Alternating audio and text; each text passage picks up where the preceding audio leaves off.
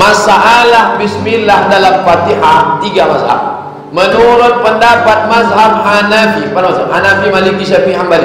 Menurut pendapat mazhab Hanafi dan Hambali, bismillahnya sir. Hanafi dan Hambali, bismillahnya sir.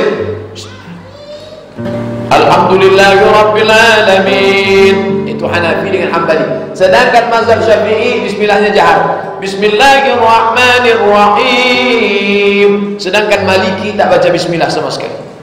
Allahu Akbar. Alhamdulillahirabbil alamin. Itu Maliki.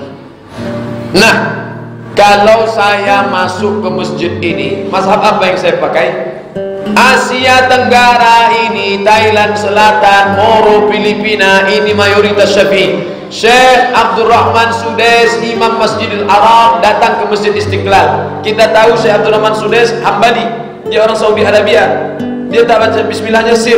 Setiap Syekh Sudais jadi imam di Masjidil Haram, bismillahnya sir. Tapi ketika dia di Masjid Istiqlal, semua orang penasaran, gimana kira-kira bunyi Syekh Abdurrahman Sudais? Bismillahirrahmanirrahim.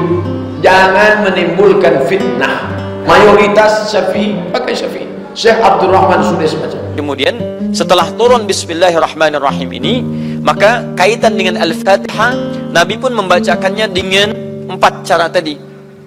Jadi ketika Nabi menjadi imam pada orang-orang di fase Mekah, kemudian Nabi bacakan langsung dengan hamdalah, alhamdulillahirabbil alamin sampai dengan waladhdallin. Ya, ketika Nabi menjadi imam kemudian ya pada orang-orang yang saat turun basmalah, maka kadang beliau jaharkan, kadang beliau sirkan. Kadang-kadang beliau bacakan rakaat yang pertama, selanjutnya tidak dibaca sama sekali. Maka disinilah kemudian menjadi sunnah bagi kita untuk memilih satu di antara 4 pilihan ini. Imam Abu Hanifah, Imam Malik tidak memilih untuk membacakan bismillah, ingin mengambil riwayat awalnya saja. Maka beliau bacakan langsung dari alhamdulillahirabbil alamin. Imam Asy-Syafi'i mengambil yang kalimat bismillahnya beliau jaharkan. Apa prinsip beliau? Contohnya ada dari Nabi. Yang kedua apa? Dalam fikih Syafi'i itu kalau ada peluang pahala didapatkan, kenapa tidak diambil sekalian? Kalau saya bacakan, kan setiap bacaannya ada pahala juga. Daripada kehilangan, mending saya bacakan daripada tidak sama sekali. Contohnya ada, dalilnya ada, dan itu pilihan. Maka Imam Asy-Syafi'i mengambil dijaharkan untuk mengambil bagian dari pahalanya di situ. Baik, Imam Ahmad bin Hanbal mengambil jalan tengah. Asy-Syafi'i menjaharkan, Imam Malik tidak membaca sama sekali. Maka saya pun ingin baca, tapi saya ambil yang sirnya untuk memberikan gambaran pada para masyarakat bahwa boleh kita mengambil bagian yang sirnya. Karena umumnya begini, kalau satu ulama besar mengambil satu tertentu, maka masyarakat ikut berbondong-bondong mengambil pendapatnya. Zaman Imam Malik misalnya, Imam Malik yang unggul. Ada contoh bagi masyarakat. Begitu Imam Malik kemudian mengeluarkan fatwa, hampir-hampir Harun al-Rasyid mengatakan ambil semua fatwa Imam Malik untuk berlaku seluruh dunia. Kata Imam Malik, jangan, karena kondisi setiap tempat berbeda dengan tempat yang lainnya. Jangan dipaksakan pendapat saya untuk diikutkan oleh seluruh orang. Luar biasa Imam Malik. Siapa saya dibandingkan Imam Malik? Imam Malik hafal banyak hadis. Imam Malik Imam Darul Hijrah, lahir di Madinah, wafat di Madinah. Mengatakan jangan fokus pada pendapat saya, orang lain bisa lebih baik dibandingkan saya. Jika pendapat saya menyelisih Al-Quran dan Sunnah, tinggalkan kemudian pendapat saya, ambil pendapat orang lain. Nah, saya kembalikan teman-teman sekalian, Imam Malik kemudian memilih tidak membaca sama sekali. Kemudian Imam Abu Hanifah juga demikian. Imam Asy-Syafi'i mengeraskannya. Imam Ahmad memilih kemudian untuk mensirkannya. Imam Malik mengeluarkan fatwa, orang-orang ikut. Kalau semua orang ikut pendapat Imam Malik kemudian, umumnya orang tidak akan tahu yang dijaharkan. Maka Imam Asy-Syafi'i ketika datang, yang lahir tahun 150 Hijrah, beliau kemudian mempopulerkan pendapat yang dijaharkan. Supaya orang mengerti selain yang ini ada juga bacaan yang lain di sini. Ada peluang pahala didapatkan dengan menjaharkannya. Ketika Imam Asy-Syafi'i memberikan fatwa, orang tahu, oh ini najmun, bintang dari para ulama yang hadir di zamannya. Hafal Qur'annya luar biasa, banyak riwayatnya. Kemampuan bahasa jangan diragukan lagi. Keturunan Nabi SAW.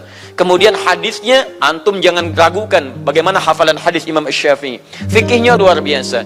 Begitu Imam Asy-Syafi'i mengeluarkan pendapat, semua orang hampir kemudian mengejar pendapat Asy-Syafi'i. Kalau semua mengerjakan pendapat Asy-Syafi'i dengan dijaharkan, siapa yang tahu itu bisa disirkan? Maka Imam Ahmad pun yang hafal Al-Quran, yang paham hadis, yang konon hafal sejuta hadis, konon kemudian paham dengan nilai-nilai fiqih, yang muridnya juga Imam Asy-Syafi'i mempopulerkan pendapat disirkan, agar orang tahu bahwa selain dijaharkan itu pun bisa disirkan. Paham ya? Maka muncullah keragaman ini. Kita paling mudah, kita tidak perlu berijtihad lagi, tinggal tidak nyari di kitab-kitab hadis lagi. Kita tinggal memilih di antara yang 4 ini, mana yang kemudian kita ingin ambil satu di antara keempatnya. Baca bismillah itu pendapat jumhur, termasuk Imam Ahmad. Cuma yang diperselisihkan adalah disirkan atau dijaharkan, itu saja. Imam Ahmad, Imam Malik, Imam Abu Hanifah mengatakan disirkan, dikecilin, kemudian baca Al-Fatihah. Gitu kan? Jadi nggak ada tidak baca bismillah itu. Itu hadisnya sahih riwayat Imam Bukhari, Imam Muslim itu tentang Nabi SAW membaca basmalah pada saat memulai Al-Fatihah, tapi disirkan. Imam Syafi'i mengatakan dijahar, dikeraskan sekalian. Gitu kan? Sebenarnya beranjak daripada dalil yang sama. Sebagian sahabat mengatakan kami mendengar ya, bacaan basmalahnya Nabi SAW ya, kemudian lebih kecil daripada bacaan Al-Fatihahnya. Ini sebuah riwayat. Ini dipegang oleh jumhur ulama. Ada juga riwayat lain dipegang oleh Imam Syafi'i. Sahabat beberapa mengatakan kami mendengarkan Nabi SAW membaca basmalah. Artinya suara basmalahnya kedengaran oleh makmum di belakang sehingga dianggap sama semua, termasuk dengan Al-Fatihah, tidak ada beda nadanya. Itu tidak ada masalah. Selama ada dalilnya nggak ada masalah. Yang penting antum jangan keluar dari konsep dalil yang ada. Di masalah Al-Fatihah pun ada khilaf. Mazhab Malikiyah menganggap Bismillah itu bukan dari Al-Fatihah. Ya. Sehingga mereka mengatakan langsung aja Alhamdulillahirrahmanirrahim, tidak perlu sir, tidak perlu jahar, tidak dibaca. Makanya ada orang sempat kemarin tanya saya, dia nonton seorang qori, kayaknya dari daerah Maghrib, karena daerah Maghrib itu Maroko banyak ulama Malikiyah.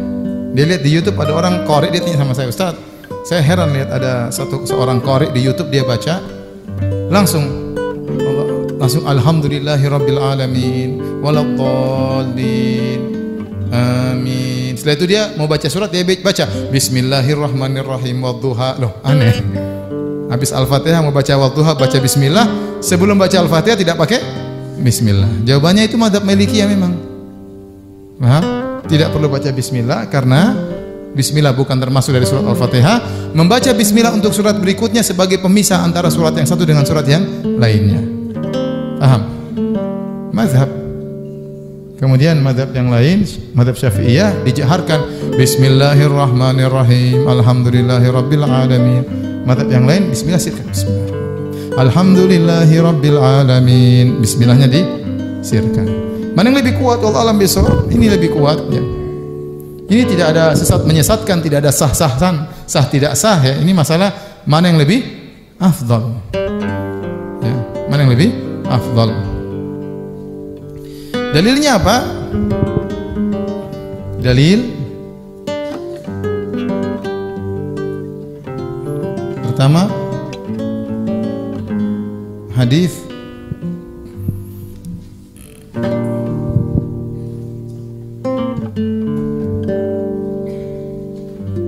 Aisyah ini adalah Rasulullah SAW membuka salatnya dengan apa? Alhamdulillahirabbil alamin.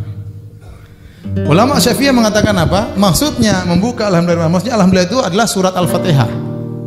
Jadi bukan membuka dengan Alhamdulillahirabbil alamin, tapi nama lain dari surat Al-Fatihah itu surat Alhamdulillahirabbil alamin. Faham maksudnya? Mereka mentakwil, ini bukan maksudnya Aisyah Nabi buka salatnya dengan Alhamdulillah alamin, tapi maksudnya dengan surat Al-Fatihah, dan dalam Al-Fatihah ada bismillahnya. Mereka takwil hadis ini. Ibu paham atau tidak?